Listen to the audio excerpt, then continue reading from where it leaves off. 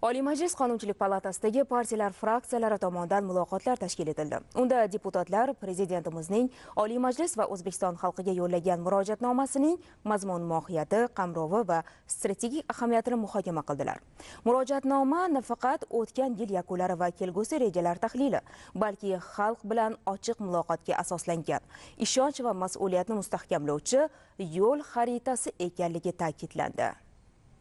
Taraqqiyot blokining navbatdagi qo'shma yig'ilishida murojaatnomada belgilab berilgan 6 ta ustuvor yo'nalish hamda ulardan kelib chiqib, mahallani rivojlantirish va jamiyatni yuksaltirish yili davlat dasturida nazarda tutiladigan vazifalarning so'zsiz ijro etilishini ta'minlash, O'zbekiston 2030 strategiyasini yangidan qabul qilish maqsadlariga erishish, parlament zimmasiga alohida mas'uliyat yuklash qayd etildi. Tadbirda murojaatnomada O'zbekistonni yangi davrga olib borish bo'yicha 6 bosqichdan iborat yo'l ko'rsatib berilgani qayd etilib, unda ham iqtisodiy, ham siyosiy nuqtai nazardan juda muhim vazifalar belgilab berilgani ta'kidlandi. Barcha sohalarda, xususan ichki bozorda talabni rag'batlantirish, aholi daromadlari va xarid qobiliyatini oshirish, inflyatsiya darajasini barqaror ushlab turishga qaratilgan chora-tadbirlarga ham e'tibor qaratildi. Bu borada uy-joy ipotekasi, iste'mol va xizmatlar sohasi, turizm va transport infratuzilmasini rivojlantirish orqali iqtisodiy faollikni oshirishda parlament va jamoatchilik nazoratini kuchaytirish muhimligi urg'ulandi.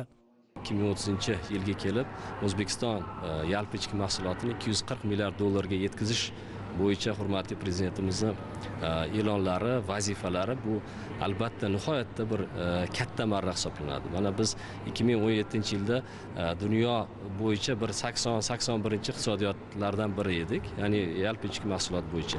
Bugungi kunda biz 61-62-o'rinlarga ko'tarilib oldik. Endi agar mana shu 240 milliard dollarlik marraga yetadigan bo'lsak, biz 5 yildan keyin O'zbekiston iqtisodiyoti top 50 ta kuchli iqtisodiyotlardan biriga aylanadi va mana shu marrani aniq bir asoslarini ham, iqtisodiy shu asoslarini ham, mexanizmlarini ham hurmatli prezidentimiz keltirib o'tdilar. Birinchi navbatda bu o'sha yirik xorijiy investitsiyalarni jalb qilish jadal sur'atlarda davom etadi. Mana keyingi yilning o'zida 52 milliard dollarlik rekord ko'rsatishdagi o'sha investitsiyalar jalb qilinadi.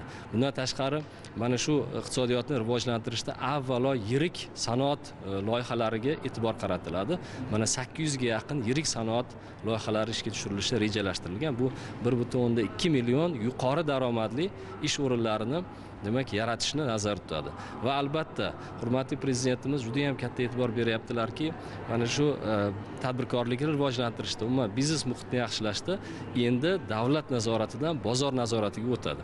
Bu degani mana shu barcha davlat idoralari, biznes bilan ishlaydigan barcha o'sha vazirlik va idoralar, hokimliklar o'sha yuqori zamonaviy jahon standartlariga o'tish kerak bo'ladi. Shuningdek, mamlakatimiz mehnat bozorini yangi arxitektura asosida kasb, malaka, texnologiya va ta'limni birlashtiradigan yagona mexanizm sifatida shakllantirish masalalari ham diqqat markazida bo'lib, bu boradagi vazifalarni ro'yobga chiqarish orqali yoshlar zamonaviy kasblarga ega bo'lishi ta'kidlandi.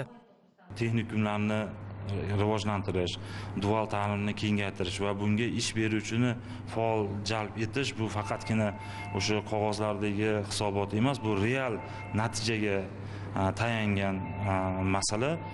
Shu nuqtai nazardan prezidentimiz mana shu masalada malaka, ta'lim, kasb va ish beruvchini birlashtirgan yagona mehnat tizimini yaratish masalasini vazifa sifatida qo'ydilar. Xalq vakili sifatida ham hududlarga chiqqanimizda o'sha texnikumlarda yaratilayotgan shart-sharoitlar bilan birga o'sha mahalla yettiligi bilan suhbatlashganimizda qaysidir kasbga qiziqayotgan o'sha yoshlarimiz bormi, aholi qatlami bormi, doimo ravishda mana shu uzviylikni bog'lagan holda yoshlarimizda faqat diplom uchun emas, aniq kasb, barqaror ish o'rni va munosib daromadga ega bo'lishlariga xizmat qiladi.